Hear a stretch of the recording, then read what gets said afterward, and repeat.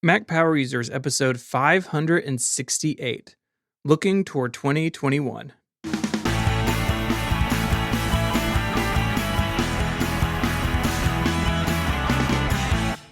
Hello and welcome back to Mac Power Users. My name is Stephen Hackett. I'm joined as always by my friend and yours, Mr. David Sparks. Hey, Stephen. How are you today? I'm good. Happy holidays. Happy New Year. Yeah. I hope Santa was good to you. Yeah, I was a good boy this year. Yeah. He came for my dog this year. Not for me, but he came for the dog. That's good. It's good. Yeah, our dog got a chew toy that looks kind of like a crazed cartoon raccoon. Okay. And I think it's probably going to last like 3 weeks. She gets very vicious with those sorts of things.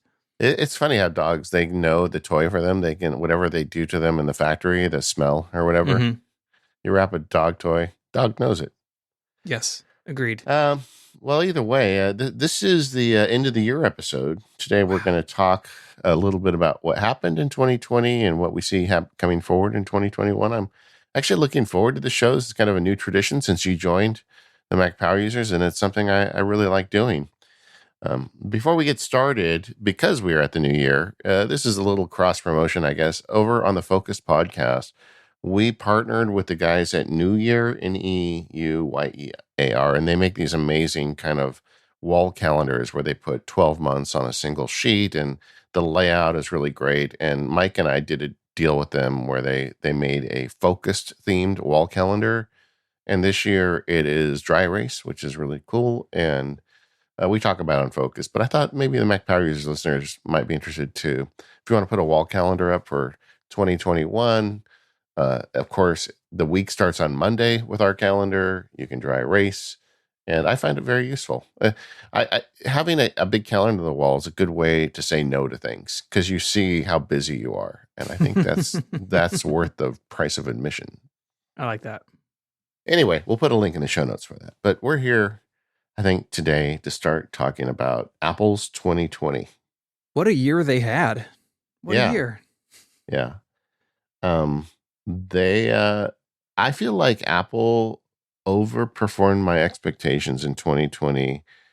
Maybe even if we hadn't had COVID, but with COVID, it's just kind of amazing how much stuff they did this year. I feel the same way. I mean, if you look at this list of products they released or updated, it would be a busy year no matter what. And like many other companies, almost every other large company for sure, Apple had to adjust to working from home and having their people spread out. And Apple, by all accounts, is within certain pockets, a very collaborative work environment. It's not collaborative in the sense that if you know something secret, you can tell everybody, but internal to teams, very collaborative. And I've heard firsthand that some of that has gone really well moving it virtually, and other teams seems like they've really by nature of their work, it's harder to do remotely, but they had to adjust to that like everybody. Yeah, we had James Thompson on this past year who has the famous story about them spoofing Steve Jobs, so James could work in Scotland. And I feel like, Apple has just been a company that really preferred to have everybody in the same building. I mean, they built a spaceship, for that reason. And, so this had to be kind of hard for them. But like you, I've talked to people inside the fruit company who seem to be pretty happy with things and thinking that even when this is all over, that maybe Apple will be a little more forgiving towards people who want to work remotely, and they've got new things in place. Right. Rather famously, Apple is a company that basically no matter the job, unless it's for a team that's already somewhere else, so like there's a team in Vancouver, a team in Seattle, there's a team on the East Coast, but if it's kind of a job that doesn't fall into those small categories, the first thing on the job listing is it is in California, right? You've got to move. And that does limit the talent and the people that you can attract, right? And this is true for all big companies, not just Apple. But I think all of these companies are learning that, hey, we can exist like this. And some people will be here and some people won't be. And maybe some people will transition back and forth as needed. And it's all totally fine. We still got stuff out the door. Yeah. Another big change with Apple this year was WWDC. The carnival ended. We didn't have the thing where Apple takes over San Jose or a pocket of San Francisco for a week. Instead, it was all virtual this year. It was, it was February, March time when the pandemic sort of settled in, and WWDC was Apple's first big virtual event. And I felt that way then, and I feel that this way now. I think they did a really good job at virtualizing WWDC from my perspective as press, right? As a commentator. I do think that a lot of developers did get their lab time, but again, that's remote. And I know that no virtual conference can ever recreate the spontaneous meetings you have. You run into somebody in the street and go get a coffee or a beer, and then a new idea or company is born or whatever it may be. And that is just a sad reality that can't be replicated on the internet very easily. But short of that, I think this year's WWDC being virtual and the press events that followed on, I think were all fantastic. Yeah, I mean, there's so many things to unpack with WWDC becoming virtual. I mean, for so many years, it's been the gathering point of the Apple community, developers, Apple press, goofy podcasters. Yes. All of us went to this one place, and having all of us in the same place for a week always led to good things. I mean, I feel like the friendship you and I have growing out of meetings like that is why, we're podcasting together. And so that's kind of sad. And then you've got the flip side for Apple, where it's this massive disturbance for their company to have their best engineers driving back and forth to some city, and spending weeks, prepping for a presentation. And it's people who don't normally give presentations, so it's not necessarily something they're looking forward to. And just all of the distraction in the company getting ready for this live event, where from Apple's side, you've got to say that it was probably a lot easier for them to do it virtually. Mm-hmm. And I am very curious as to what the future holds. I mean, I could see them easily doing something where, like, once, we've got COVID behind us more, they have some kind of live event, but not nearly the circus that we've had. I mean, it could be changed forever, really. Yeah, I'm very curious about that as well. I fully expect a virtual WWDC in 2021, but 2022, beyond, I don't know. They were already moving in the direction of having all the session videos and documentation and everything basically up at the same time, or, the same day, at least. In the past, many moons ago, you'd have to order DVDs and you would be experiencing WWDC months later. And then for a while, they would be online, but they would be later. So they've gotten better at blending the virtual and the physical events. I think some of this that they've changed can't be undone. I think that even if WWDC goes back to being in person, some things like the labs where a developer can take their application in and talk to whoever wrote that part of the system, like, hey, how does this work? I'm having trouble with this, whatever. That I think would be open to virtual people as well, because there are people, look, WWDC is expensive. It's a privilege to get to go every year. I've been every year since 2013. And that is something that a lot of people can't swing for a bunch of different reasons. And I think having it virtual definitely put developers who couldn't make the trip, gave them opportunities they wouldn't have otherwise. So even if it returns to San Jose in a couple of years, I agree with you. I think it will be fundamentally different somehow. Yeah. And then kind of getting around to all the stuff Apple shipped in 2020. And this is where it was kind of remarkable in my mind. I mean, updates to all the major iOSs. iPad OS got its first update since it was announced last year. iOS, tvOS, watchOS, Mac OS 11 Big Sur, which was not like a mail-it-in update this year.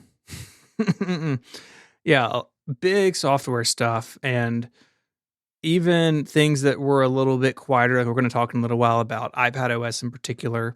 even releases that were maybe a little bit quieter this year, they moved the ball forward on everything. And that's what we expect them to do. That's the situation they've put themselves in. When you have these 4 OSs, iOS, iPadOS, tvOS, watchOS, which are all kind of share a lot of similar plumbing, but then you also have macOS, the 5th one that is quite a bit different.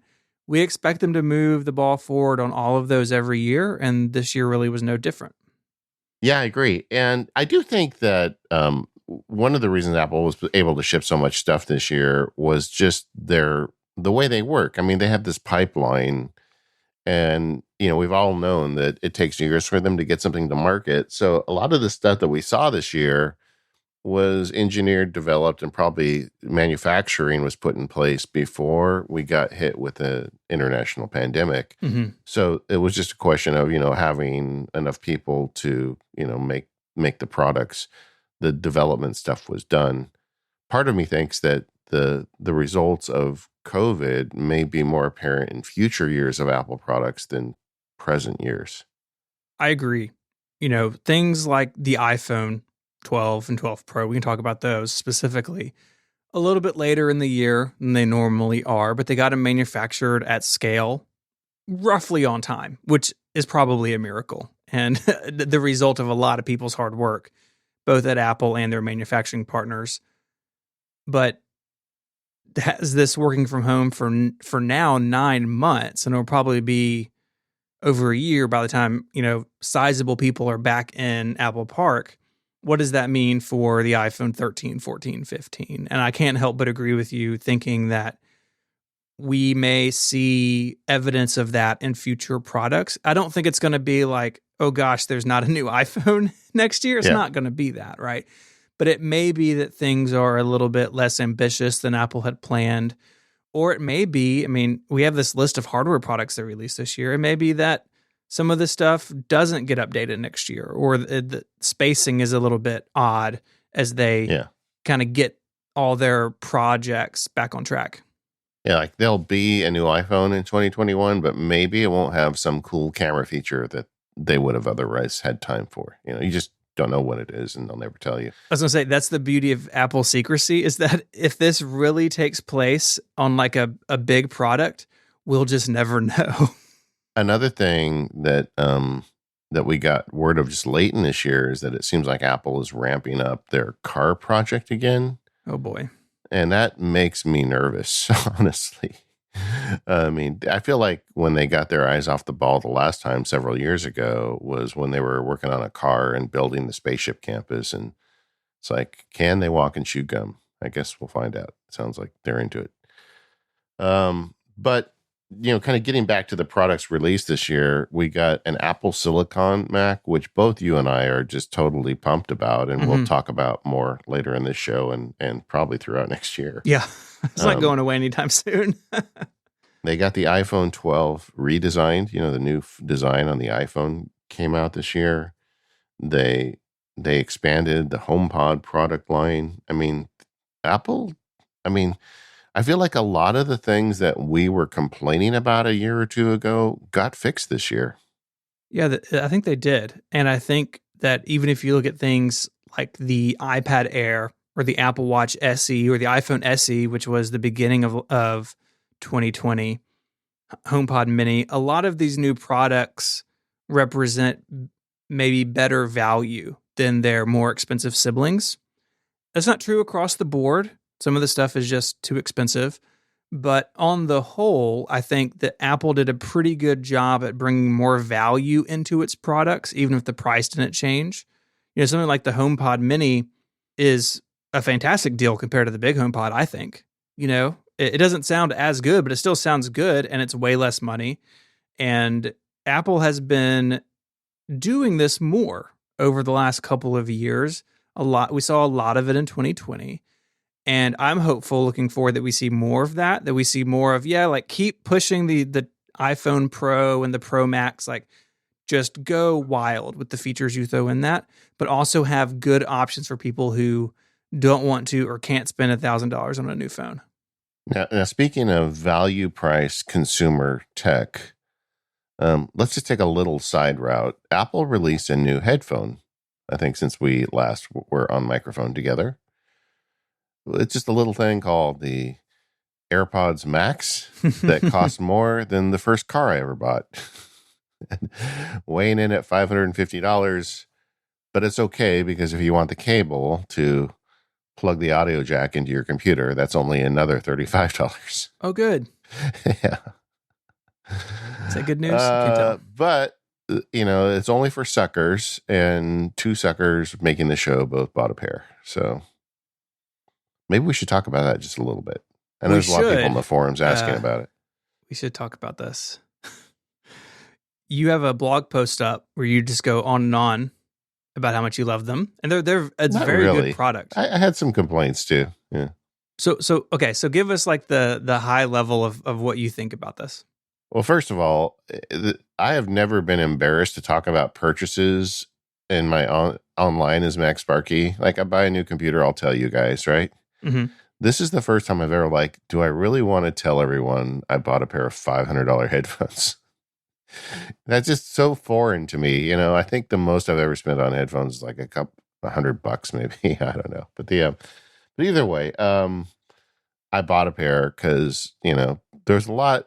I just wanted to try them, honestly. That's the bottom line. And with me being downstairs in the middle of the house, the AirPods Pro have been great to like noise cancel people out, but they still talk to me because they can't see that I'm wearing them. And these things, they clearly can see me, which is a hell of a justification for $500 cans. But I bought a pair, and I do really like them. They sound great. I like that they're tied into the Apple ecosystem. They're just, I guess, a very luxurious, spoiling process of buying yourself a really nice pair of headphones. They fit me great. I wear them a lot because I'm working in the middle of our house, and I practice law there, and I do prep stuff, and I try to like keep the noise of the rest of the family out of my ears, and they're great for that. Yeah, the noise cancellation is the first active noise cancellation that I've used that hasn't made me feel bad, like feel nauseous. The AirPods Pro, I had that problem with. I've tried other, Sony, other headphones. The AirPods Pro, for whatever reason, I can tolerate. Okay, that's good. And they sound, they're very HomePod-y. That's how I described it somewhere else. Like, they just sound like if the people who made HomePods made speakers, which is great. I love the way both of them sound. Yeah. The thing that I don't like is the weight. It's not that they're not comfortable while you're sitting still, but for me, at least, my experience was if I walked around with them or I turned to my head even, the weight was enough for they to want to shift a little bit. And after a while, I felt like the clamping force on the sides of my head was a bit too much. And so I actually didn't keep mine. You sent yours back? I've mailed mine back. Yeah. If I'm going to spend that much money, I want them to be comfortable for me to wear for extended periods, and these just weren't. Yeah. I must have a smaller head than you because they fit fine on me, and I wear them like 4 hours at a time. Yeah. My head is massive, and I just think I'm particularly sensitive to this for whatever reason. But they're a fantastic product if you want to spend $600 on a pair of headphones. Well, I mean, they're fantastic, but there's also some dumb stuff, like and if you read online, you'll see everybody's complaining about. I guess you call it a cover. It's not really a case. It's bad. And honestly, I've never used the cover. I took it out of the cover when I bought it, and the way I use them, I've got one of those hooks under my desk, and I just hang them on the hook. And then when I want to use them, I put them on, and then every couple of days I charge them. And that's kind of the workflow for me. And I bought these with the intention of, these are my desk headphones. They are not going with me on an airplane. I do notice they do have a bit of their own inertia, like if you snap your head around or something, which isn't true with a plastic pair of headphones, but that just kind of comes with the territory, something made out of stainless steel and aluminum, but it doesn't bother me. And that cable thing really kind of like grinds me a bit. It's like, come on, really. I mean, how much does that cable cost Apple to make? And you're charging me $550 for these headphones. I mean, I wish almost they had, let's say the cable cost $500 and let's say the cable cost $10. I wish they had just charged me $560 and sent me the cable rather than, doing it. I haven't ordered the cable. I'm not doing so under protest. I still have my podcast headphones. I'm using those right now. But my AirPods Max are more comfortable on my head and they don't make my ears sore, which these do after I podcast for an hour and a half. So at some point, I'm going to break down and give Apple $35 under protest so I can use those nice headphones when I podcast. But so I've got issues, but they sound great. And it is definitely something nobody needs. I told my wife, you don't have to buy me a Christmas present. Apparently, I bought my own this year. And she just laughed and said, okay. And but I too really like them and they feel good. So I'm not sending them back. But like you, I was willing to send them back. Like if they made my ears sore, if they didn't sound great, I would have absolutely sent them back. But I like them. I got the silver pair. Yeah, the silver looks nice. Mine were the space gray. But I think even like the blue and green look nice too. Yeah, my family was watching a musical in the next room and they were all singing along with it. And I had no idea. And then I reached up and clicked the button and all of a sudden this cacophony of noise came through. And it's like, that is why I bought these. I mean, it is absolutely isolating for me. And that is awesome. Okay. Well, that was a little bit of a side trip. But yeah, okay. Apple did release the AirPods Max last year too. Yeah. Just barely. I think a real common theme in Apple's releases this year was improvement of things, right? We started the year with the dreaded butterfly keyboard, and it's all gone now, completely gone.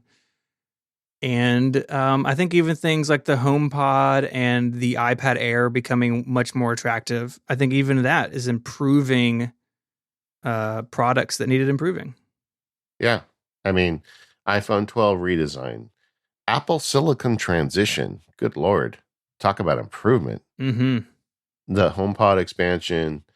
I do think that the iPad Air is one of the unsung heroes of the past year. I mean, it raises the bar so high for an entry-level iPad that it makes me wonder about the future of iPad Pro.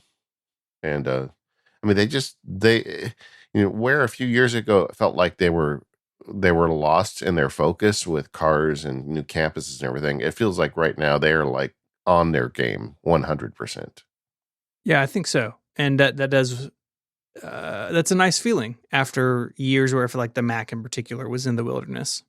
Oh yeah, man, the Mac is like, it's like the thing now. Mm-hmm. Cooking with gas. Wow, I didn't know. I thought I was the only one that said stuff like that. This episode of the Mac Power Users is brought to you by TextExpander.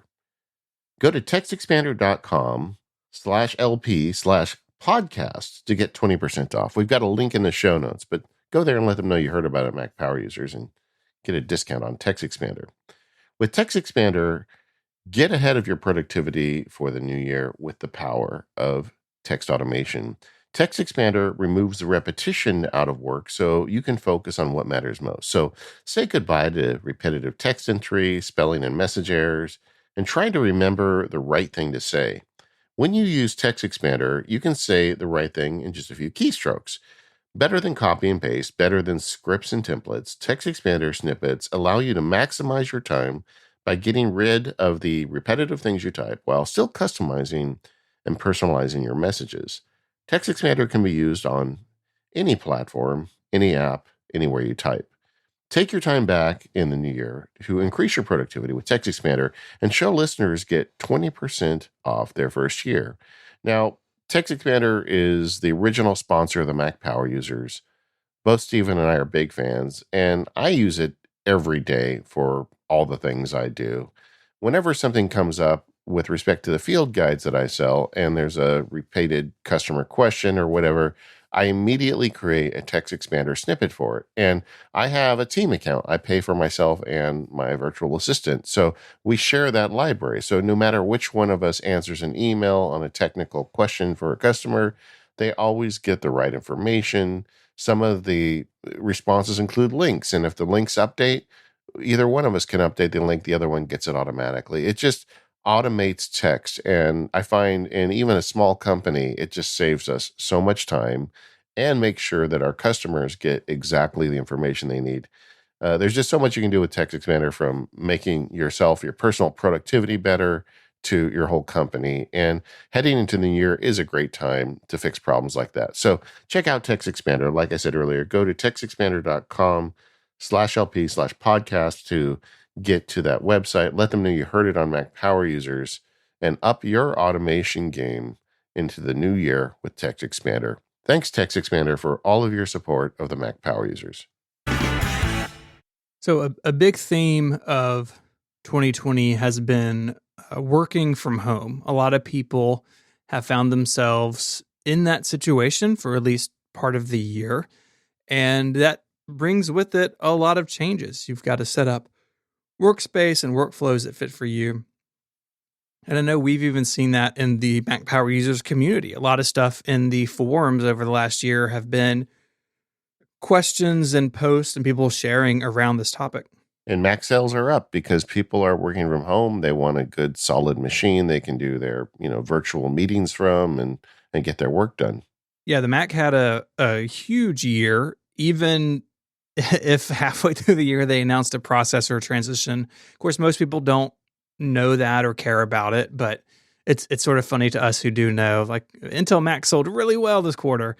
I do think that that's partly a result of the bad keyboards reaching the popular culture. Like they got into the mind of everybody. I mean, who was it? I think was it Taika Waititi who, when he won an Oscar or something, all he complained about was the Apple keyboards. Yeah. Just like everybody, it just reached the popular mind, and then the word's starting to get out. Oh, wait, they fixed the keyboard, and all these people are going to buy. At least that's my theory. Maybe I'm being too much of a conspiracy theorist, but I do think a lot of people were waiting to update, and this year was the year. I know that as soon as they updated the keyboard in the MacBook Air, because my kids had really old Macs that barely worked. One of them had one that literally didn't work. She was working off an iPad, and the other one had the original MacBook Air, which was barely limping along. And I bought two of them. I mean, I spent a bunch of money on Macs this year because they needed them. They're both doing remote learning. And if we hadn't spent that money earlier in the year, I think they would have had a really hard time of it. A big part of this is video conferencing. I mean, I know I've got, 4 people in my house doing education remotely, and it's all via Zoom or Teams or some combination thereof. And this is something, thinking about what about working from home could stick in the future. I think video conferencing is one of those things, and not just for work, but I know that before this, I would never really FaceTime with my parents. And now we do that on a semi-regular basis. So I think even for individual personal stuff, I can see video calls becoming more mainstream.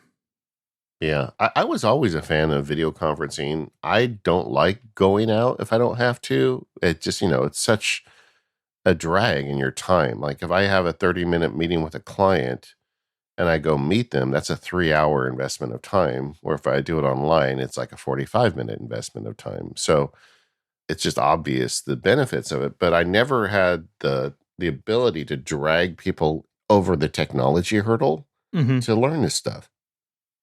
Well, you may recall that when COVID first came in and we all got on lockdown for the first time, there was like a collective freak out among people that are not listeners of Mac Power Users about how to deal with all this stuff, right? I mean, you must have had a lot of calls, right?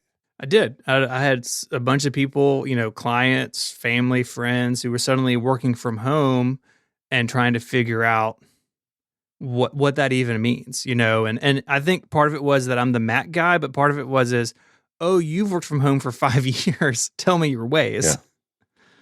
Well, I have a bunch of lawyer friends that are used to going into an office and having 2 paralegal assistants and secretaries and all these people do all this stuff for them. And suddenly they were stuck at home and they were calling me losing their minds. But, so at this point, though, as we record this, all those people have figured it out. and they can see the benefits of it too, and they don't have the hurdle anymore. So I do think this is going to change things going forward, and for the better in this small regard. I mean, it's been a horrible year, don't get me wrong, but there are some things coming out of this that will be beneficial. I think so too. What about you? I was thinking as we look back at 2020, I mean, I always find that over the course of a year, I change workflows that I didn't expect to change. I'm sure a year from now, I'll have the same stories. But what changed for you this year, whether it be this COVID or not? Because I mean, you've always been kind of working at home, so I'm not sure it impacted you as much. But what changed? Yeah, I mean, for the most part, like broad strokes, my general workflow really hasn't changed very much because of this. I mean, I've been working from home full time since the fall of 2015, so now over 5 years. And Relay has always been a virtual company, right? My partner is in the UK. We have people spread out all over the place. And we didn't have the deal like what you were saying about some lawyer friends of yours of like they're used to an office and this like physical infrastructure that helps things happen. We've never had that. And so that I was really grateful for, that we didn't have to like figure out how to make our company work just because we were all working from home or working virtually. But one thing that I have noticed in thinking about preparing for this episode is that the iPad Pro, it has never had a big footing in my daily work, but the ground that it had, it has lost. And I'm trying to really think through the reasons for this, and I've come up with a few of them. One, before this, if I were to go work, at my favorite coffee shop, for instance, which is around the corner from my house, I in the before times would go up there maybe a couple of times a month and, hang out for a few hours and work and maybe have a meeting and get some work done before or after it, that sort of thing. And I did take the iPad for that because I was like, okay, I'm going to go and I'm going to write or I'm going to do a very specific task, and the iPad may be better suited for that sort of work for me. That obviously hasn't happened this year. Yeah. But thinking more recently, I shared this back in October. I had surgery on my foot, and it's now been a little over 8 weeks.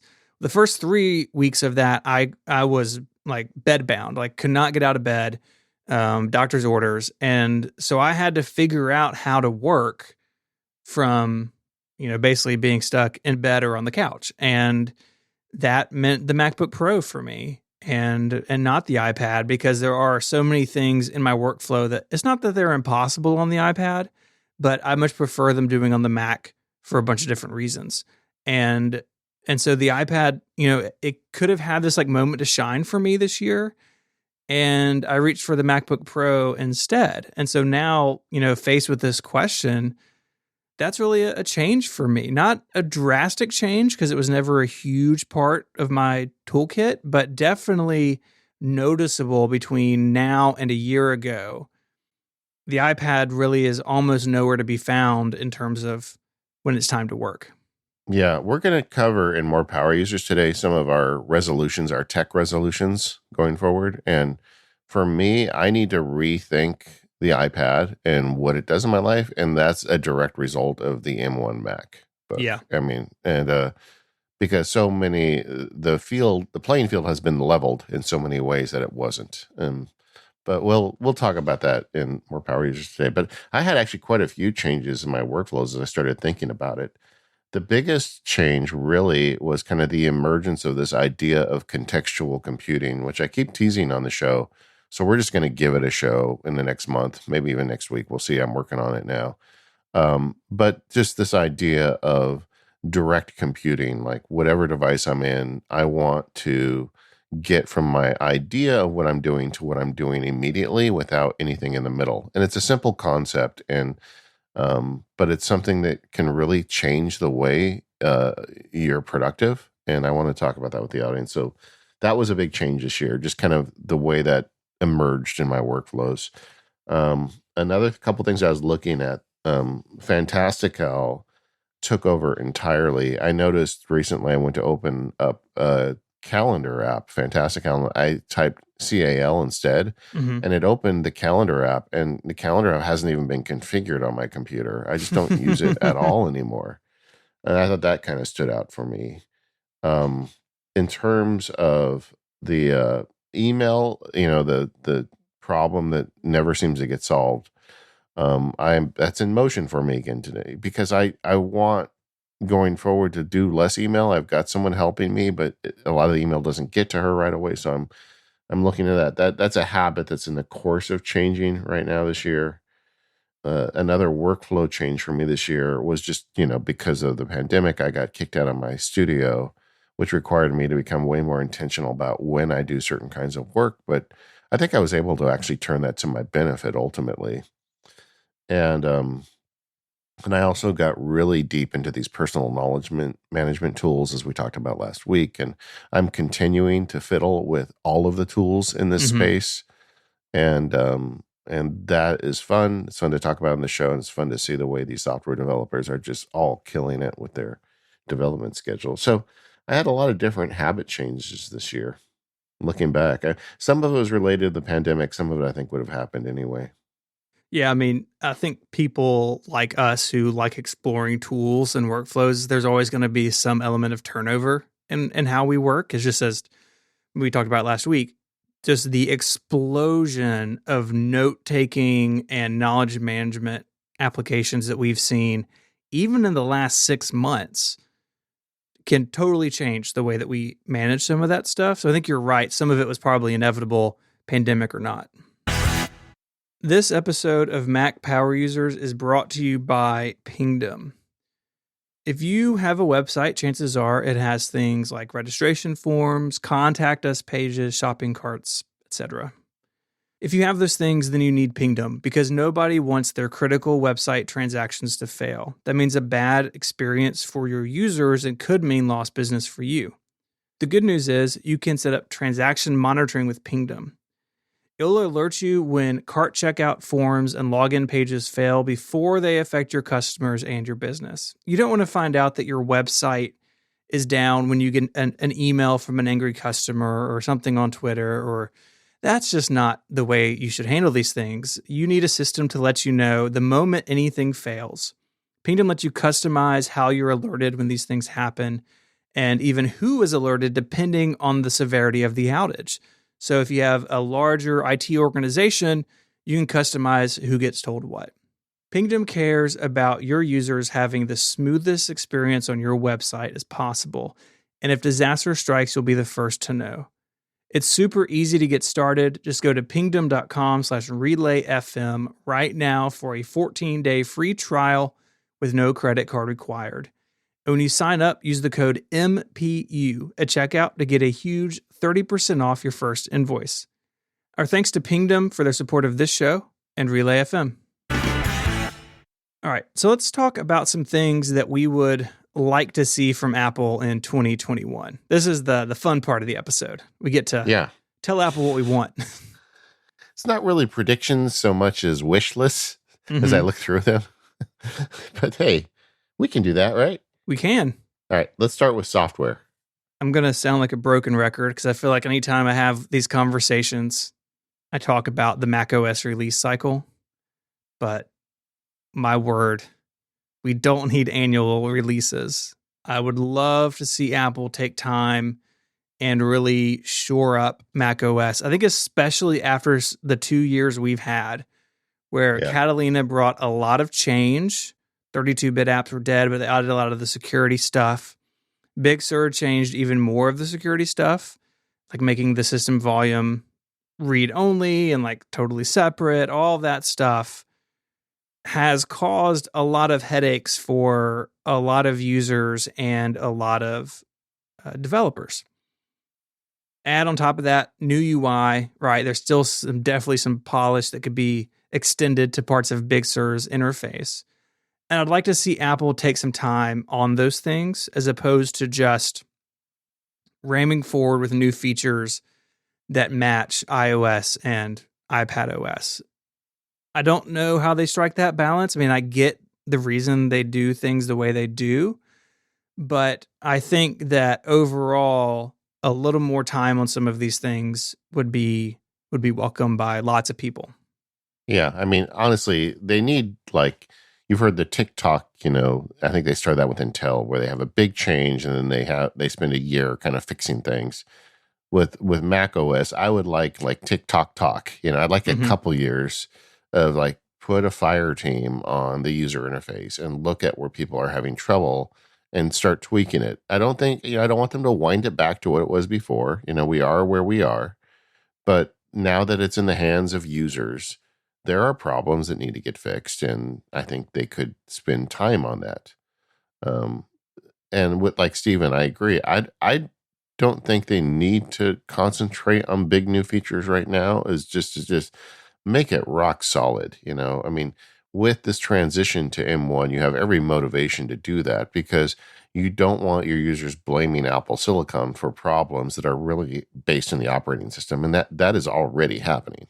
Yeah, that's totally right. I mean, something as simple as installing Audio Hijack, by our friends at Rogue Amoeba, an application you and I are both running right now. So they have this part of the application called the Audio Capture Engine. A bunch of Rogue Amoeba apps use it. It is not a kernel extension. Kernel extensions are being deprecated in Mac OS. Audio Hijack is not using kernel extensions. But to get it to work on Mac OS 11 Big Sur, you have to jump through these hoops, and it's even more complicated on the M1 Macs that we have. It's like a couple of restarts between these things. And again, I get the Mac should be more secure, and there's lots of things that aren't good in the history of Mac OS in terms of that sort of stuff, right? Like kernel extensions.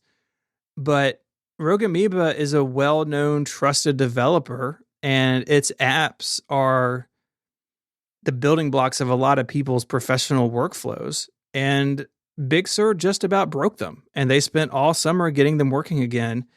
And that sort of hoop jumping, I don't know who it serves. And I think that there can be a way where you can get rid of things like kernel extensions, promote them to the user space like they announced now 2 years ago, but still allowing things like this audio capture engine software by Rogue Amoeba to function without having to tell your Mac, hey, I want you to boot up in a less secure mode. Because that's like a really scary sentence. And I think that Apple, if I had one big complaint about their security moves in the last couple of years, is that so much of the language around it scares customers out of things that aren't scary. And that really bugs me. Yeah. And I do think like taking a year off, say, look, we're just going to do maintenance and updates for all of 2021. And then, when we get to mid-year 2022, we'll have our next big update. I think that also has a benefit for the developers. And you and I are, we know a lot of these guys that are making the software, and they have been through the ringer with the transition to 64-bit and then the transition to Apple Silicon and an entirely new user interface. They could use another year to polish their apps as well. And I just think there's a lot of good reasons to do it. And I'm not aware of a feature that I would want so badly that I'd be, would want that more than a year of polish. So we talked Mac software. Over on iPad, I would kind of make the same argument I'm making for a long time that Steven was talking earlier about his iPad. And I do think that, they need to continue to work on iPad software. It shouldn't be a stunt to use an iPad full time, and it still kind of feels like that. And I was thinking about, the iPad's 10 years old. When the Mac was 10 years old, a lot of the stuff we're complaining about on iPad was already on the Mac. And it's just, it needs to happen. And I have so much respect for guys like Federico who are pulling this stuff off, and they've got all kinds of cool tricks they've figured out. But I have emails from listeners all the time who say, yeah, I tried to do an iPad as a laptop replacement and it just didn't work for me. And they always hit some friction point when I email them back. Sometimes it's something that they could have solved, but they just never got to it. And sometimes it's something that they just couldn't have solved, like recording two pieces of audio at the same time. But the but there's always these friction points. And I feel like, come on, man, it's been long enough. Get that figured out. On one hand, I don't envy Apple because they're in the situation of they don't want to or even need to just make the iPad the Mac, right? They don't need to copy and paste all the Mac features directly onto the iPad. As they're doing that, they reimagine them, right? So the multitasking, there's multitasking on the Mac, but it's different on the iPad, or Files versus Finder. My problem is they're doing that way too slowly. And for people who really rely on things that make the Mac, a lot of those iPad reinterpretations of those ideas just aren't powerful enough. Now, for someone who is not a power user on the Mac or even on Windows, who the iPad is their first computer or their only computer, Apple's trying to balance that out, right? By making it more powerful and complicated for me and you, but still just as easy to use for someone who it's going to be their only computer and maybe their first computer. And that's really like, those are opposite ends of the complexity spectrum. And I don't envy Apple trying to solve that, but at the same time, Apple's full of really smart people. And if anyone should be able to solve it, it's them. Yeah, I agree. And like you talked about the keyboard and mouse support that they put in, and this is a great example of how to do it right. They reimagined it for the device. And I don't want, my rant earlier was not saying I want it to look like a Mac, but I want it to have the functionality of a Mac. I want the things that you do on your Mac, you can do it on an iPad, and maybe it's a different way you do it, but it's still there. And there's still holes, and it just feels like it's been too long. Where earlier I was arguing, don't, put the pedal down on new features for Mac OS. I think they should be putting the pedal down on getting these friction points resolved on iPad OS. It's too good of a device not to have those functions. Yeah, I think that's been true for a long time. The hardware is held back by the software. And that's the thing. I mean, we see how powerful it is, and we want to use it for everything, and it just doesn't. So I don't know. I feel like you talk about a broken record, man. I've been whining about this way too long. iPhone OS? Yeah, I mean, I'm really happy with where iOS 14 is, and I think that things like the inclusion of widgets and the app library are really great. I think that moving forward, what I want to see is A, those things come to iPadOS, but two, just increased ability to customize, right? So let me maybe build my own folders in the app library, or let me just ignore the folders and just have an alphabetical list. Let me do more with widgets. And why am I still stuck having icons flow from the top left to bottom right? I mean, all of that stuff really can be more flexible. So I hope Apple keeps going down that road. So we've got a segment in the outline about hardware changes we'd like in 2021. And I'll tell you, dear listener, reading it feels like Stephen was exercising some demons. Oh, yeah. I feel like you have a lot on your mind here, Stephen. Hardware. All right. So I did mention an increased focus on value. Apple for a long time, older equals cheaper, but in more recent times, we've seen that new stuff can be cheaper as well. So keep doing that, Apple. I think that's great. The external display situation at Apple is abysmal. The XDR is great and beautiful. It's way too expensive. It's out of reach of basically everybody.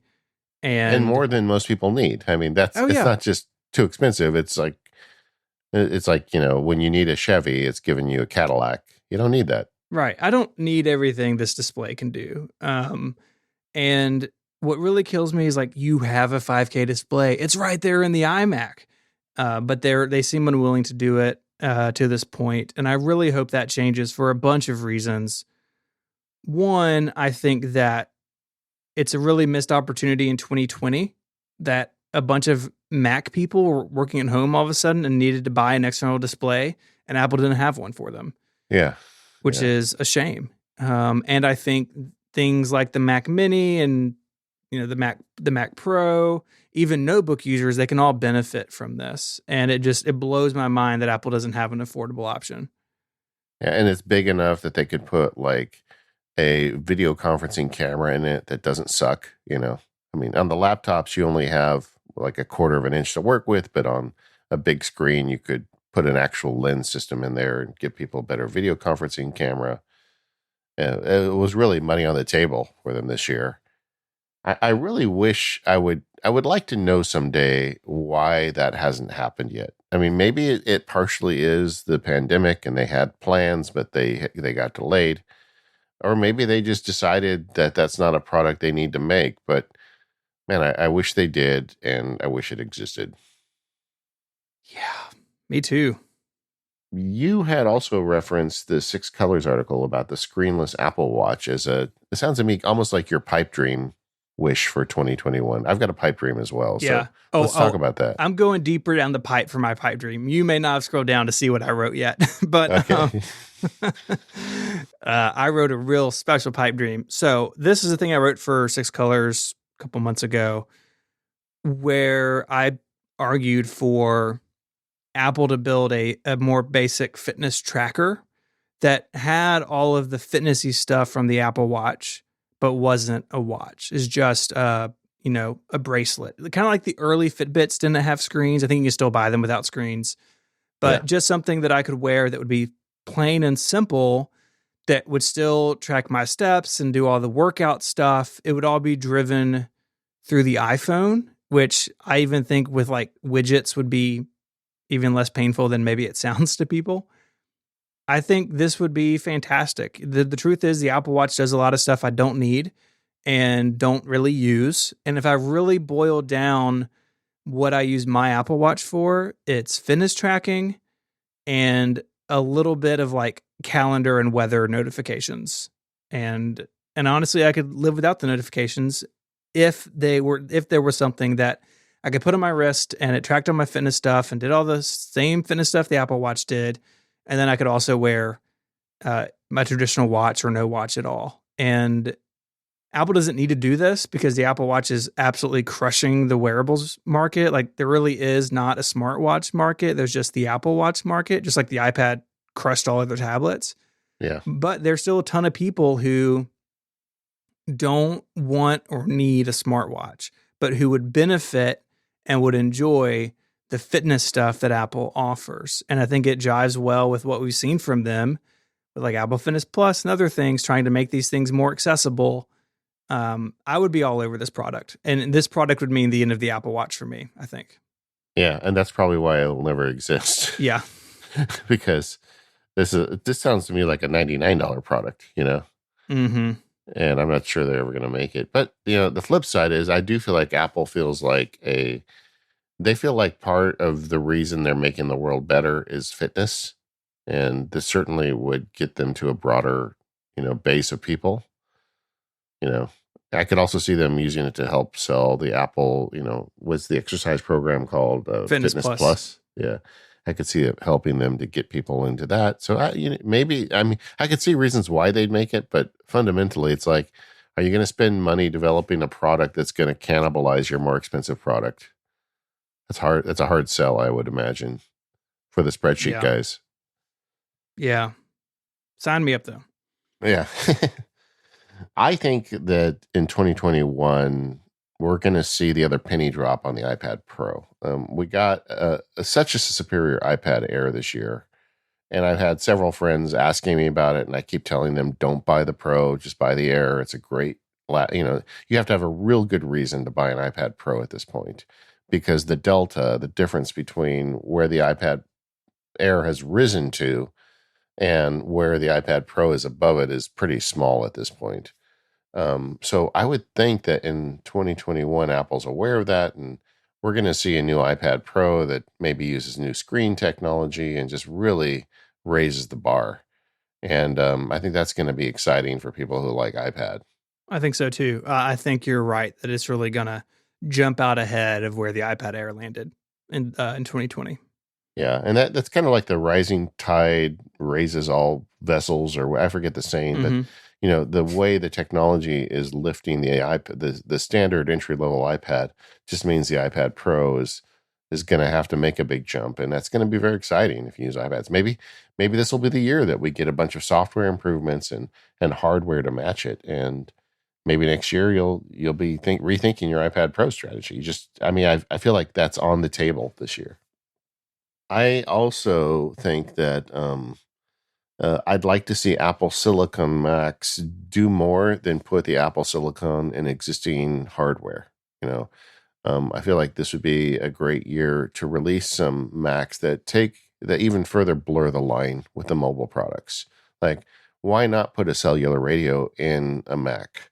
Mm-hmm. And why not have Face ID? So when you lift the screen, it just turns on. And all this stuff exists already on iPhone and iPad. And you're using Apple Silicon, which already does all that stuff. You just need a way, figure out a way to integrate it. I mean, even Touch ID on a laptop. It seems, if I'm going to put an iPhone app on my laptop, I should be able to touch it and manipulate it in the user interface that it was designed for. So maybe this is the year that we see, the other shoe to drop on this stuff, and we get some really cool Mac improvements. Yeah, I agree with you. I mean, so far what we've seen from the transition is this is the Intel MacBook Air that you knew and mostly loved, but now it's just way better. And on the outside, it's the same computer, and side by side, you can't tell the difference. And that makes sense when starting a transition.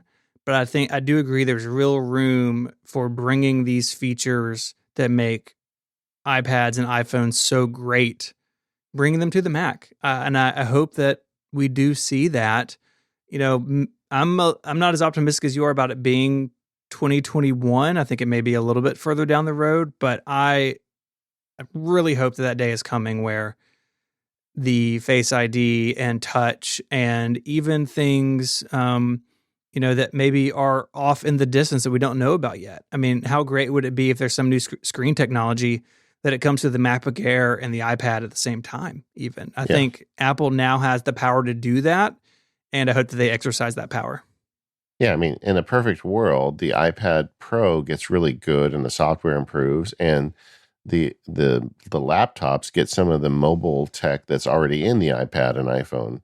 And people really have a choice. If you want to be an iPad power user, you can. If you want to be a Mac power user, it just got better. And I think that's absolutely in Apple's interest. I don't think they have to choose one over the other. Yeah. You had one more here about the iPad mini. Yeah. While the iPad Pro has not seen much use as far as a work machine, I did pick up an iPad mini in 2020, and I absolutely love it for reading in the evenings, reading web articles I've saved, reading books on it. I really like that little form factor, and boy, I would love to see it gain flat sides and the cool Touch ID sensor from the iPad Air. I think that'd be a fantastic little device. Yeah, the current hardware feels like something from days gone past. Yeah, I've got it here on my desk actually, and you look over and it's like, is that my iPad mini from 2012? I can't tell. Yeah, it just really hasn't evolved, and maybe this year. We heard rumors of that actually earlier. Maybe that's one of the things that was a victim of COVID. It could be, but at the same time, the no adjective iPad didn't really get a design change too, and I kind of view those as close siblings. So I don't know. Hopefully soon. I added a section in the outline called Pipe Dreams, and the idea is, let's forget about being logical. What's the one product you want Apple to release more than anything in 2021? And this is a good one. If you guys have pipe dreams, share them on the forum, because I'd love to read them. But I have something in mind, and I think Steven does too. I'm reading yours now, and I'm like, oh, brother. Oh, it's not happening. You said pipe dream. All right. Well, share your pipe dream, Steven. Sweet, sweet pipe dream. This is not a prediction in any way, but I bought a 2019 Mac Pro, and I love it. And I plan on using it as long as Apple supports OS releases on Intel. But if Apple were to somehow have a product that I could transform my 2019 Mac Pro with a 12-core Intel Xeon in it to a Mac Pro with an ARM processor in it. I'd sign up for that. That would be a product I would buy and upgrade my existing Intel Mac Pro to an Apple Silicon Mac Pro. That's not going to be a thing that's possible, but it would be sweet. I was thinking about the logistics of it. Like, I guess you could put an ARM Mac on a card, but how would you boot from a card, right? Yeah, yeah. And like then your CPU is actually on a PCI bus and not the center of the system. And I mean, when this has been rumored online, and I've read some stuff like, well, they could just make a new processor and you could drop it in. Well, the socket on the board is Intel intellectual property. I don't think Intel's going to license them all the stuff that goes into creating a socket for Apple to make a custom chip that they sell on their own for people to drop into their Mac Pro. They don't sell many Mac Pros to begin with, so I think people who bought these, including me, will just ride them out and then at some point down the road buy an ARM one. But it would be pretty fantastic to have the same computer run two different processor architectures. But again, pipe dream. What about an alternative pipe dream where you buy a new logic board that is ARM based and you just literally swap the logic board? Yeah, I mean, that would be more realistic in terms of how it would be possible. And I mean, Apple could do that. Apple could also have some sort of, for the first 6 months, there's the ARM Mac Pro, you get really good trade-in value. They double what it would be otherwise or something. But that would actually make more sense, yeah. Yeah, but what Apple's going to do is one day there'll be an ARM Mac Pro, and it's the one that's for sale from here on out. Yeah, and they knew they were making the ARM Macs when they made the Mac Pro, but there was a demand for that Mac Pro right then, and I don't blame them for it. I think they probably did the right thing, but yeah, eventually it's going to be ARM. I'll probably tease you a little bit about it. I'm everyone just going to say that up front. Yeah, I mean, it already has started. A Mac Pro is faster than Apple Silicon Macs currently, but it won't be forever. And when that happens, I'll be made fun of. But it's met my needs so well for the last year, and I hope to have many years of macOS support to come. I'm in no rush to replace my desktop. Yeah, and as people who like publicly podcast and talk about this stuff, we always take a hit. I'm already taking hits over my headphones, so go for it. That's how it goes. My pipe dream is another one that's probably I think it's less unlikely than yours, but it's still probably not going to happen. And that is the dream for me is an iMac that stands up like an iMac and runs Mac software. And then when I tilt it down like a Microsoft Surface Studio, I think they call it, it's just a big 27-inch screen that I can tilt down and turn into a massive iPad and then tilt back up and turn into a Mac. And pipe dream. That is a pipe dream, I know. But take my money, Apple. I mean, honestly, I would love that so much to be able to switch between like iPad mode for the stuff I do on iPad and then back to Mac with just a tilt. I would love to have a big 27-inch screen that I can draw on when I'm like trying to plan out, things for clients or anything. I mean, there's just so much I would love about that computer, and something like it exists. So Apple can already see that somebody was able to do it, but man, Apple could do it so much better. But I think next year that'll still be on my pipe dream list. I don't think that's going to happen. It'd be really cool though. And I mean, that even kind of opens the door to like, why can't we have Apple Pencil support on the Mac? Whether it be something like this or look, the trackpad on my MacBook Pro is humongous. Like, why can't I use an Apple Pencil on that? Apple has like, sometimes I feel like Apple has this big box of puzzle pieces, but it doesn't know how to put them together in interesting ways. And those of us on the outside, like, look, it's right there. Just put them together. And they don't do it. And this sort of computer, or even opening the door to other types of things, there's like so much potential in all of these pieces. Yeah, the mobile version of this would be a convertible laptop, which absolutely exists in the PC side of the fence, where it opens up, it's got a keyboard, you type on it like a Mac, and then you flip the screen around and it turns into an iPad. And you know what? If I had a device like that where I could carry it around and have two in one, I think I'd be okay with that. I know it has additional weight, and there are trade-offs with something like this. But I also think it's like Apple has this amazing software stack on both platforms, and to have it all on one device and being able to use it the way it's meant to be used. I mean, I think there's a lot of people that would see benefit in that. And I'm sure they're like mocking some of this stuff up, but Sure. I feel like they're also, Apple remains pretty conservative about things. And like, I don't think they're gonna be early to the game with something that's mind bending like that. But I wish they would. Mm-hmm. This episode of the Mac Power Users is brought to you by Woven. Use the link in our show notes to get free trial for 21 days. We all just survived 2020, and staying organized and tracking our calendar is one of the most important skill sets that we've been working on as we try to get through. Software can help you with this, and Woven is a great calendar app worth trying to do that. Woven syncs all of your calendars in one place, including your Google, G Suite, and Microsoft 365 accounts, so you can see all of your time, both personal and professional.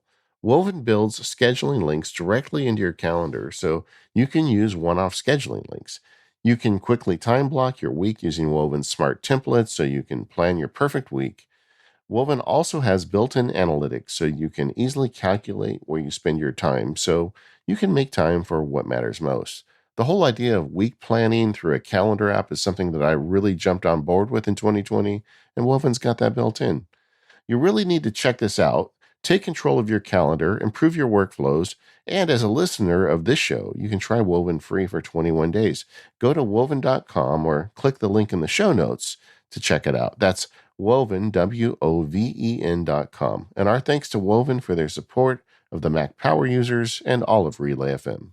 I think a big story of 2021 is going to be the continued rollout of Apple Silicon. We've seen the first 3 machines. There's a lot more to come. Apple said it would be about a 2-year cycle, 2-year process. And so that means we're going to see something next year. And I've kind of been thinking about these in 4 different tiers of machines, if you will. I was trying to sit down and think, okay, like what we have the MacBook Air and the entry-level MacBook Pro and the Mac Mini, and they all are effectively the same computer. 2 have fans, but effectively the same computer, right? The same M1 at the heart of them. Yeah. I think we move up a tier to what I'm calling tier 2. I don't know if this would be the M2 or the M1X. I mean, who knows about the branding, but I think it's a pretty safe bet that we would see the next level up, maybe even early next year, of the 4-port 13-inch MacBook Pro, the small iMac, maybe a higher end Mac Mini, kind of one step up. So more powerful, higher RAM ceilings, 4 Thunderbolt ports instead of just 2, which is a limitation of the M1, it seems like. And then, up from there, 16-inch MacBook Pro, 27-inch iMac, and then whatever they're doing with the iMac Pro and Mac Pro at the end. So I think we're going to just continue to step through this process, getting, moving higher and higher up the product line as we go. Yeah. I mean, I feel like, and this is probably, I don't know if Apple's going to do this or not, but like, let's set the M1 as the starting point, and let's set the ending point as whatever the next chip is that goes into the MacBook Air. When they update the M1, let's call that the M2. Okay. And I get that may not be how they actually do it, but it makes it easier. And then you say, well, how many flavors of M1 are there? You've got these different tiers of computers that you're looking at. The entry tier just got covered by the M1, but there are tiers of the MacBook Pro that have not been covered yet. The upper level 13-inch and the 16-inch, there is not an M-class chip for them or an Apple Silicon chip. So I feel like that is like the next tier to drop. What is it? So we'll call that M1X, I think that also, and I'm curious your thoughts on this, I think that also that M1X probably finds its way into an entry-level iMac. Yeah, I mean, right now, if you look at the way it is on the Intel machines, there's a lot of overlap between the higher-end MacBook Pros and the iMacs. right? They use very similar parts in a lot of cases, or are very similar performance-wise. And so I think we'll see that continue, if not even become more true, where, maybe the high-end 13, the 16, and the small iMac are all basically the same processor, also the same, more or less the same machine in different form factors. I don't think Apple wants to get in a situation where they're making 5 or 6 SKUs of a processor for machines that are all just slightly different from each other. I think we will see a consolidation and a simplification of those options. Yeah, I totally agree. Like an entry level iMac is going to perform like an upper level MacBook Pro, or at least a medium level MacBook Pro. Right. So that's like, so we've got M1, M1X. So then after that, you've got the third tier, which would be we'll call it M1Y. And that's the one I'm curious about. Like, does the 16-inch MacBook Pro get something different than an M1X? Does it get an M1Y? Or is that something that goes in the bigger iMac, or is that an iMac Pro? What do you think about? I mean, where does tier 3 land? Yeah, I think it's, higher SKUs of the 16-inch MacBook Pro, and then probably the 27-inch iMac. I personally still think the iMac Pro is one and done. I just don't see at this point the iMac Pro sticking around if Apple really can crank these Apple Silicon chips up. But then again, that makes the Mac Pro sort of maybe on its own, and maybe they can't do that for financial reasons or whatever. So the iMac Pro sticks around to make it more cost effective to build the Mac Pro. I don't know. But I think, there'll be overlap for sure on maybe the highest tier 16-inch MacBook Pro and a 27-inch iMac. And we've even seen that now in the Intel era. The iMac Pro now is coming up on 4 years old, right? It came out in 2017. Yeah. And the current Intel 27-inch iMac, with 5K display is faster than the iMac Pro under certain circumstances. It's a really great machine. And so I think Apple's kind of got to figure out what the high end of the iMac line looks like and go from there. Yeah, I mean, and historically, we know that they originally designed the iMac Pro to be the top of the line. Right. That they had decided the Mac Pro was not going to come back, that they were done with the Mac Pro, and that if you wanted a high-end Mac, you bought an iMac Pro. And then they changed their mind after that and brought the Mac Pro back. So the iMac Pro is an anomaly in certain ways. The other thing we know is that these Apple Silicon Macs are just blinding fast. And that what we're calling the, M1Y, that third tier of the M1, is going to be blinding fast. I mean, it's just true. Mm-hmm. So I could really make the case that the iMac Pro doesn't need to continue, that you get the upper end chip in an iMac, and that's fast enough for someone that would have bought an iMac Pro a few years ago. Yeah, no, you're right. And so they've got to sort all that out. My guess is that after we see the next round of machines, trying to estimate what happens to the high end will be a little bit easier.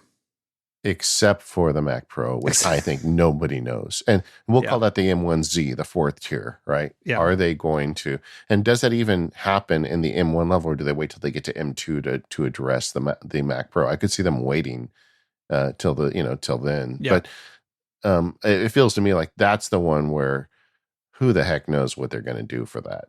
Mm-hmm. I mean, there's been some leaks and rumors, but I don't think I'm not even sure Apple knows what the plan is there. It'll definitely be last. And a big thing with the Mac Pro and even the high-end iMacs is discrete graphics. So far, what we've seen is graphics on package. So we've seen integrated graphics with the M1. Currently, at least, Big Sur on Apple Silicon doesn't ship with any support for any third-party GPUs. Now, none of the machines they have shipped have need it. third-party GPU. So, is that a chicken and egg? I don't know. But what does that look like as far as, high-end machine that needs a lot of GPU performance, and especially something like the Mac Pro where a user can upgrade it over time. Is Apple going to make, MPX modules that have Apple GPUs in them instead of using AMD ones? What about RAM that you can upgrade later, or just have vast quantities of memory? Can't do all that on die at some point. So a lot of questions around the high end that we just don't know the answers to yet. Yeah, it is interesting times. And what they said was within 2 years, they would have the Apple Silicon across the line. And it's not clear. I mean, if I put on my lawyer hat, I could say it's from 2 years from the release of these M1 Macs, or you could say it's 2 years from the announcement. I'm not sure which one you would say. But either way, that's going to go by fast, Another question in my mind is, what is the upgrade cycle from M1 to M2? I mean, it doesn't need to be yearly. Mm-mm. It could be every 2 years. Like these new M1s may be at this level for 2 years. Yeah. I mean, I think it totally could be a situation where it's 18 or 24 months and maybe halfway through they tweak, okay, hey, yes, now you can get it with more RAM or a bigger solid state drive, or they drop the price, some minor revision. But we talk about this with iPhones in particular. The headroom is so ridiculous on a new iPhone that it is still fast 3-4 years down the road, right? I mean, how many people out there are still running iPhone 6S, 7, 8 that are still very performant and still get the job done? I think that's even more true on the Apple Silicon Macs. And so I don't think at the end of 2 years, there'll be people who are frustrated because they just want to buy something new, or they're ready for an upgrade, don't want to buy something old, and then it'd be replaced in 2 months. But I don't think it's going to be a situation of, man, this M1 MacBook Air is really underperforming and we really need Apple to revise it. There's so much headroom now. I think they have a longer shelf life just right out of the gate. Yeah. So if we take that assumption that M2, as we're defining on this show, is 2 years away, that gives them 2 years to focus on making the faster core M1 for all the rest of the line. Mm-hmm. And I think, just like we've been talking about the show, I think it's going to roll out in that order. We're going to get MacBook Pros and maybe a low-end iMac next, and then we'll get a faster iMac after that. And then the big questions about the Mac Pro will get answered. Yeah. I do hope that when they get to the Mac Pro that they're able to keep with the original vision of an expandable computer that, like where we've got RAM essentially on die now and video on the chip, that with the Mac Pro, they figure out a way to let people upgrade those things and do all the Mac Pro things people like to do when they buy a Mac Pro. Mm-hmm. Who knows? That's what makes it so exciting, honestly. I'm having so much fun talking about this and writing about it and thinking about it, because it really feels like the sky's the limit right now. I mean, the Mac for so long felt so stagnant, like nothing was happening. The keyboards don't even work on the damn things, and it's like now all of a sudden it's like, how are they going to blow our minds next? And that kind of gets to the next point about Windows. I mean, we talked about in the weeks leading up to the release of M1 Mac, I was telling people, go out and buy an Intel Mac right now if you need to run Windows, because I don't think you're ever going to get Windows on these M1 Macs. I mean, it's not an x86 architecture. And, Microsoft doesn't even sell Windows for ARM. They make it, but they don't sell it. And all of a sudden, in the last 2 weeks, we've had all this progress. Parallels is now shipping a technical build that can run ARM for Windows on a Mac. Microsoft has a way to download it, but they're not selling it yet. But it seems to me like it's only a question of time before they start selling it. I mean, we could have Windows easily running on these Apple Silicon Macs in 2021. I think now it seems like it's almost more likely than not. And I really did not see that coming. There was a report out about 10 days ago that Microsoft is preparing to develop their own ARM-based processors for their server products, but also for their Surface devices, laptop, Surface PCs, all that stuff. And if Apple's going to do that, and Microsoft's going to follow them, then I think it makes sense that Windows for ARM will get much better because right now it's not fantastic. And it will also mean that running Windows on Apple Silicon should be much simpler and much more commonplace. So I agree with you. I think this totally flipped, and I think this is coming definitely next year. I feel pretty good about it.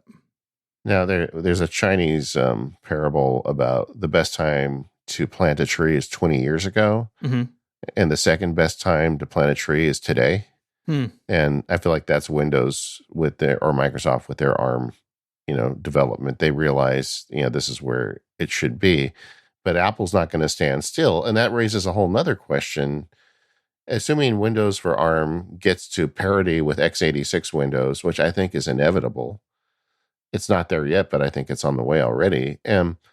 How do companies like Dell and just traditional x86 laptop manufacturers compete with Apple? I mean, you're going to be in a cubicle and your battery is going to die every 2 hours. And the guy next to you is going to have a computer that he never seems to plug in, and his computer runs faster than yours and it's running the same Windows as yours and it costs the same amount as yours. I feel like, one of the reasons I thought that Windows would never come over to Apple Silicon Mac is because it's just going to completely hose over Apple's hardware partners. When Microsoft has this huge business with Dell, how can they say, oh yeah, and by the way, we're putting our operating system on this other computer that's way better than yours, and you have no hope of it because they're making their own proprietary chips and you don't get them. Yeah. I mean, it's just the whole thing is baffling to me, but it seems like it's happening. It does, and it is no bueno for Intel. That they have everything to lose here, and I think we're watching it happen before our very eyes. Yeah, and I think a bunch of people, it's not sinking in for a lot of people yet, Yeah. But it's happening. I mean, anyway, it's crazy. All right, let's talk about 2021 with the Mac power users. Okay. Last year, I went back and listened. We had talked about all the live events we were going to do in 2020. That didn't happen. But you know what? Those plans are still on the books, gang. I want to get in front of a live audience again as soon as we can. Me too. I really felt, I don't know if I shared it in that episode or not, but I really felt burned out on travel after 2019. I had something like 24 flights in 2019. I mean, I was all over the country, did a bunch of live shows. But after a year at home, I've really come to miss them. And I agree with you. I want to take MPU out and do a live show. It will not be in Chicago because that's the only place we've been. Going to go somewhere else. But we want to get back out, doing live shows, doing meetups, hanging out with y'all, because every time we get to do that, it's just so much fun. And it's just great to be in a room with a bunch of nerdy people talking about this stuff. I really enjoy it, and I've really missed it this year. Yeah, me too. At least one live event. Let's plan on it. Sounds good. And even if Apple doesn't do WWDC, we'll go to some other cities. I mean, it's time to hit the road. It's probably going to be a while still. I mean, as we record this, we're still dealing with this pandemic. The vaccine is approved, but not widely distributed. But I have this hope that at the end of the next year, things won't be so dire and that we'll be able to travel again and hang out, because I really do miss seeing listeners. Another thing we want to do heading in, and this is always the case, but I really want to double down on it in 2021, is I want more guests from a broader range of life. And if you're out there doing something really weird with your Apple technology, but that would be a fun story to tell, let us know. And one of the things we're going to do in format changes this year is sometimes we hear from guests that have something really cool, but it's not necessarily a whole show's worth of content. We may be doing some shows where we have several guests, We're interested. So consider this the call out. Nothing's too weird. Let us know. Just because you email us doesn't mean that we promise we're going to put you on the show, but we can't put you on the show if we never hear from you. So send us an email. Do it. Yeah. I mean, we've had some really great opportunities to talk to some really interesting people in the 2 years that I've been on the show. And those are always fun to do because how often do you get to talk to somebody about how you manage stuff inside a museum or on a farm or, whatever the case may be. And yeah, I want to get back to those. I think, of course, in 2021, as we just mentioned earlier, this Apple Silicon story is going to evolve a lot. It's going to be really fun. Boy, we really appreciated Apple bringing us in the circle a little bit this year. We got to talk to them and see how things were going. But I think it's going to be, I feel like they're just getting started with the M1, and it is truly exciting for people who are excited, who like to use the Macintosh. Mm-hmm. Things are changing.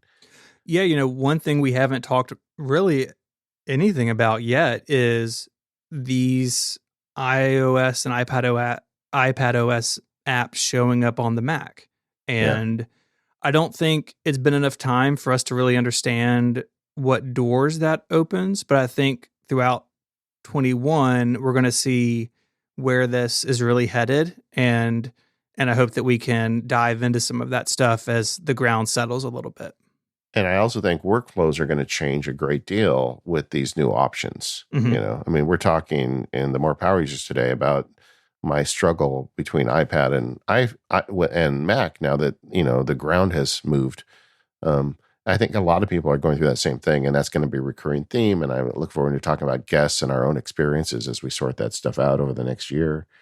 I think that in addition to the Mac, I think 2021 may be a banner year for iPad. I don't have anything to prove that, but I feel like the extraordinary improvement to the iPad Air, the inevitable improvement to the iPad Pro, I just feel like Apple's got some stuff up its sleeve this year, and iPad may have a really good year too. So I'm looking forward to all that stuff. In closing, I wanted to just talk a little bit I just wanted to thank the audience, honestly. 2020 was a strange year for all of us. And I know some of the listeners really suffered. I've heard emails and talked to some of you that went through a lot of struggles this year. I know a lot of you are still dealing with struggles and things that are beyond your control and yet causing you a lot of grief. And I'll tell you, Stephen and I talked early when this pandemic started, and we want Mac Power Users to be a place you can come to just forget about that stuff and enjoy talking to some nerds and learn a little bit and maybe get a little better at using your stuff, but also just have a respite from all that. And that was our goal this year. I hope we delivered. And I can tell you that for me personally, I dealt with some stuff this year too. And being able to come into this show and record it every week was just therapy for me as well. One of the things that happened this year was we lost some sponsors. Some of them went out of business. Some of them just couldn't afford to do podcast advertising anymore. A bunch of listeners stepped right in. They went over to Relay FM/MPU/join. They joined for this bonus episodes we've been doing. And I don't expect everybody to do that. I get it. But, if you want to, it's there for you. And boy, we sure appreciate the way everybody stepped up. Yeah, the More Power Users version of the show has been a lot of fun to do. We're doing extra content every week, and that is something that I've got a lot of plans for in 2021. We want to continue to grow that. And the best part is that if you join and support Mac Power Users, you also get a bunch of other perks through Relay FM. So if you haven't joined and you want to support the show, we would love to have you. Yeah. But, if times are tough right now, look, you're still getting Mac Powers. We always make sure the most important content gets into the main show feed, and it's there for you. And we sure enjoy the privilege of making this show. And as we just got to the end of the year, I just wanted to say thank you to everybody listening. And we intend to make this show as long as you'll keep listening. And we're looking forward to next year. Thanks to our sponsors, Smile, Pingdom, and Woven. And we'll see you next week.